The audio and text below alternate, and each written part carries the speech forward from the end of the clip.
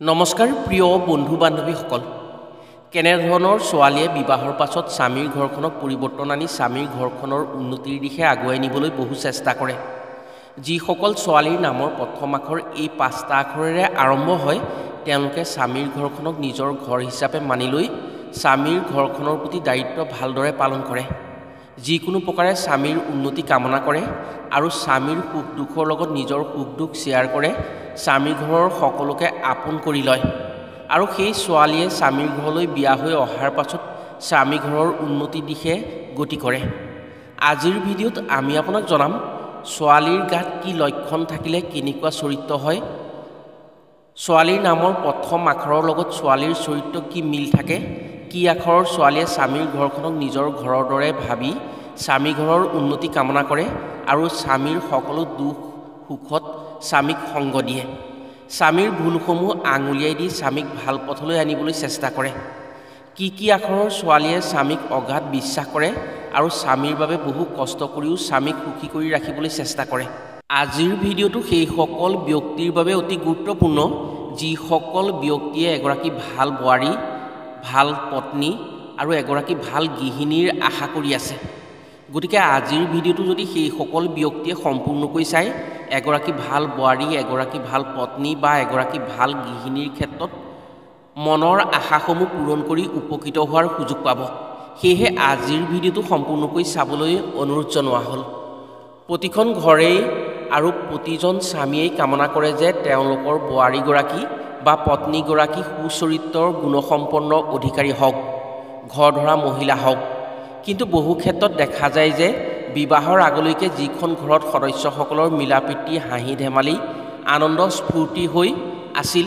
কিন্তু বিবাহৰ পাছত বোৱাৰী ঘৰত সোমোৱাৰ কিছুদিনৰ পাছতে সেই ঘৰত মিলাপ্ৰীতি হাঁহি ধেমালি লাহে লাহে নাইকিয়া হৈ ঘৰৰ সদস্যসকলৰ মাজত কিছু মনৰ অমিল হয় তেনে ক্ষেত্ৰত যদি স্বামীয়ে অৰ্থাৎ বোৱাৰীগৰাকীৰ প্ৰতিয়ে যদি শুদ্ধ সত্য বিচাৰ নকৰি নিজৰ ঘৰখনক বা পত্নীগৰাকীক জগৰীয়া কৰিবলৈ যায় হয়তো ঘৰৰ পৰা আঁতৰ হ'বলগীয়া হ'ব পাৰে বা পত্নীৰ পৰা আঁতৰ হ'বলগীয়া হ'ব পাৰে সেই স্বামী কিন্তু এনে কিছুমান ছোৱালী আছে তেওঁলোকে সদায় স্বামীৰ ঘৰখনক সুখী কৰি ৰাখিবলৈ চেষ্টা কৰে নিজে বহু দুখ কষ্টত থাকিও স্বামীৰ ঘৰৰ সদস্যসকলক সুখী কৰি ৰাখিব বিচাৰে তেওঁলোকে ইয়াৰ বিপৰীতে কিছুমান ছোৱালীয়ে আকৌ স্বামীৰ গৃহত স্বামীৰ ঘৰখনক মান মৰ্যাদা কথা নাভাবি মাথো স্বামীৰ পৰা নিজৰ স্বাৰ্থ আদায় কৰিবৰ বাবে স্বামীক বিভিন্ন কথা লগাই স্বামীৰ ঘৰৰ পৰা স্বামীক বেয়া কৰিব বিচাৰে জ্যোতিষশাস্ত্ৰই জাতক জাতিকাসকলৰ ৰাশি নিৰ্ধাৰণ কৰি নাম দিয়ে সেয়েহে শাস্ত্ৰ অনুসৰি গ্ৰহ নক্ষত্ৰৰ প্ৰভাৱ চাই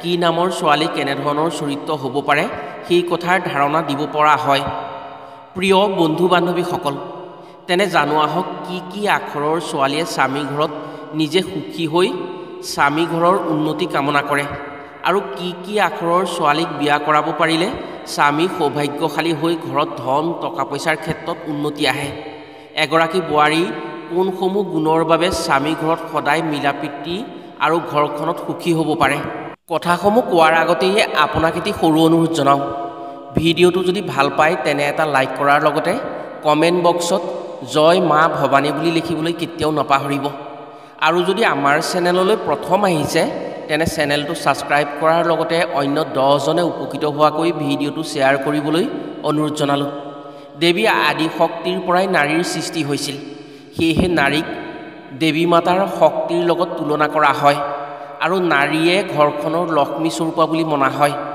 যিকোনো ক্ষেত্ৰত সৃষ্টিৰ নাৰীৰ হাত থাকে আৰু ধ্বংসতো নাৰীৰ হাত থাকে নাৰী ৰহস্যময়ী যেনেকৈ দেৱী আদি মাতাৰ শক্তিৰ ৰহস্য স্বয়ং ত্ৰিদেৱেও বুজিব পৰা নাছিল ঠিক তেনেকৈ প্ৰতিগৰাকী নাৰীৰ চৰিত্ৰ বা শক্তিৰ প্ৰভাৱ নিজৰ পতিয়েও বুজিব নোৱাৰে নাৰী হৈছে শক্তিৰ প্ৰতীক নাৰী হৈছে সৃষ্টিৰ আধাৰ নাৰীয়ে উন্নতি আনিবও জানে নাৰীয়ে সকলো শেষ কৰিবও জানে সেয়েহে নাৰী শক্তিক সন্মান কৰাটো প্ৰতিজন ব্যক্তিৰে কৰ্তব্য নাৰী মাতৃ নাৰী কন্যা নাৰী পত্নী নাৰী হৈছে দেৱী আৰু আদিমাতাৰ শক্তি বিভিন্ন সময়ত এগৰাকী নাৰীক বিভিন্ন ৰূপেৰে মনা যায় মাতৃ কন্যা ভগ্নী পত্নী বোৱাৰী ইত্যাদি প্ৰিয় বন্ধু বান্ধৱীসকল এতিয়া জানোৱা হওক কি আখৰৰ নাৰীৰ স্বভাৱ চৰিত্ৰ কেনেধৰণৰ হয় আৰু কি আখৰৰ নাৰীয়ে স্বামীৰ উন্নতি দিয়ে আৰু স্বামীৰ ঘৰখনক সদায় উন্নতিৰ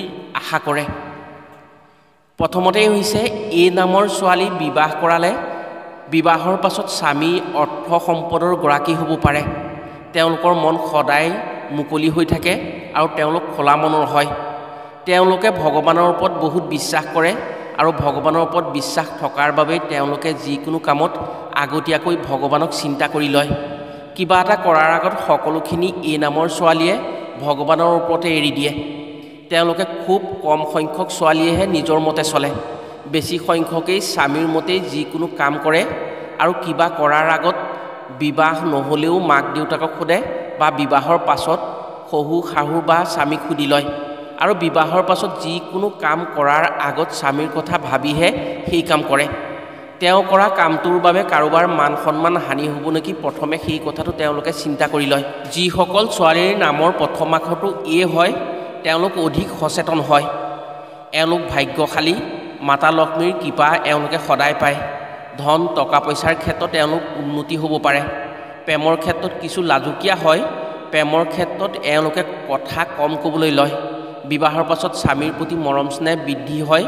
লগতে স্বামীৰ কেয়াৰত অধিক গুৰুত্ব দিয়ে এওঁলোকে। যেতিয়া স্বামীয়ে তেওঁলোকক কিবা কয় তেতিয়া তেওঁলোকে আটাইতকৈ আঘাত পায়।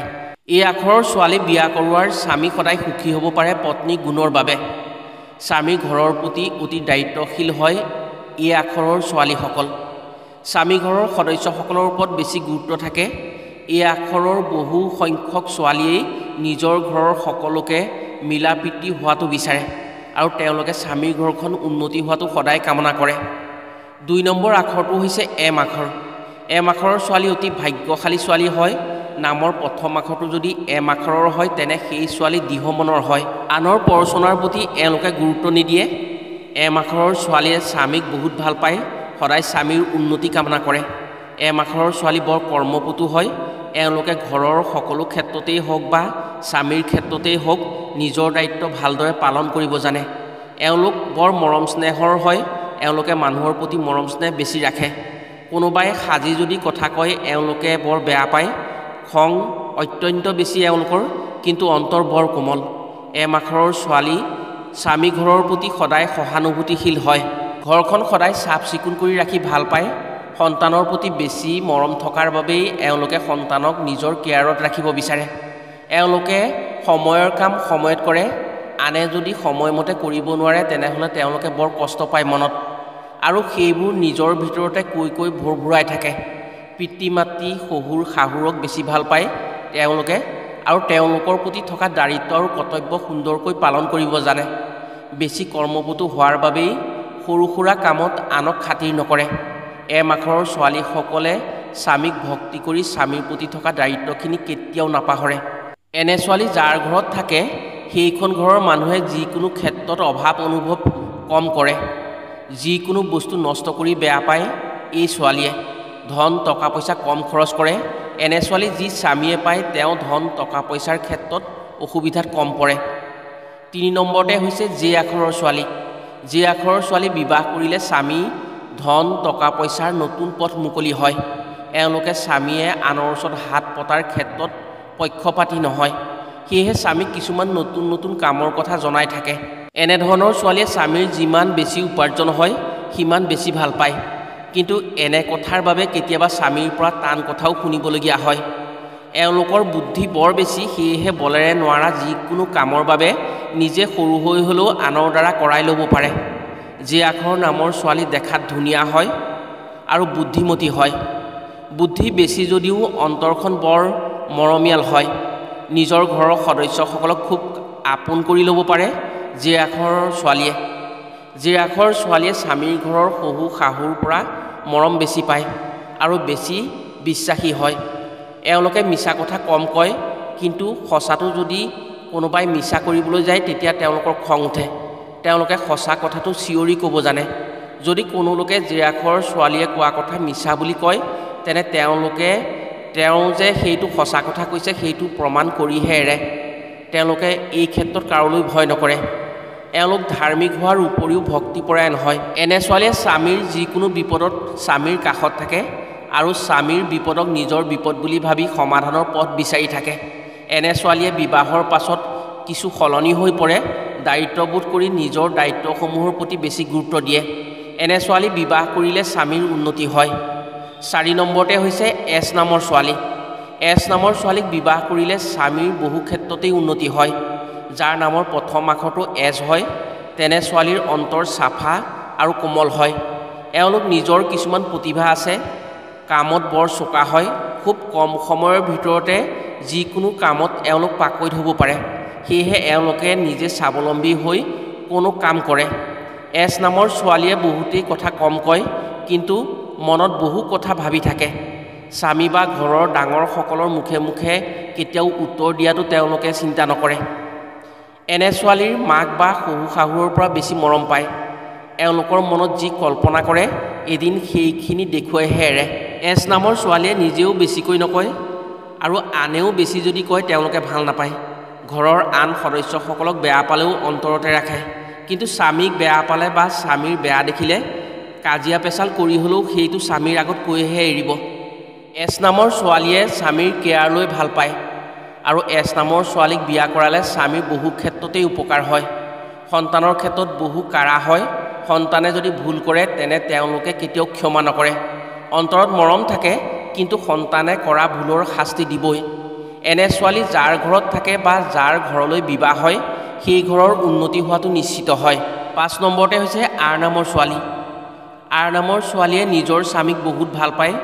চাফ চিকুণ আৰু ভক্তিপৰায়ণ হয় এওঁলোক। খুব সোনকালে চকুলো ওলায় এওঁলোকৰ। এক কথাত ক'বলৈ গ'লে আৰ নামৰ ছোৱালীসকল বৰ সুগীয়া হয়। ভালপোৱাজনৰ টান কথাত বহুত দুখ কৰে। মনৰ মাজত বহু কথাই ভাবি থাকে, কিন্তু প্ৰকাশ নকৰে এওঁলোকে। যিকোনো ক্ষেত্ৰত আগস্থান ল'বলৈ ভাল পায়। মাত বৰ কোমল হয় আৰু শুৱলা হয়। যিকোনো কথা বুজি পোৱাত অলপ সময় লাগে। এওঁলোকে যিকোনো পৰিস্থিতিৰ পৰা জ্ঞান ল'ব পাৰে। ডাঙৰক খুব সন্মান কৰে। আৰ নামৰ ছোৱালী লক্ষ্মী চৰিত্ৰৰ হয়। ভগৱানৰ প্ৰতি ভক্তি থকাৰ উপৰিও মাক দেউতাক শাহুৰ শহুৰৰ প্ৰতি বেছি আদৰ সন্মান থাকে এওঁলোকৰ। কিন্তু এওঁলোকৰ খং বেছি। ধন টকা পইচাৰ দিশত কম খৰচী হয় যদিও হাতত পইচা ৰাখিব নোৱাৰে।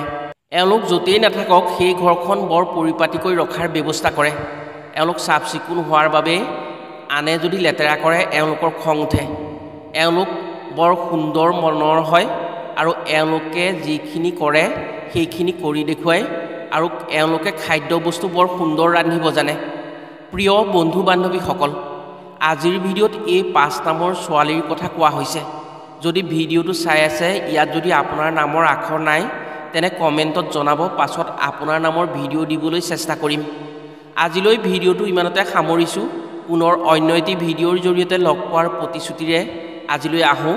সকলো ভালে থাকক, সুস্থ থাকক। ধন্যবাদ।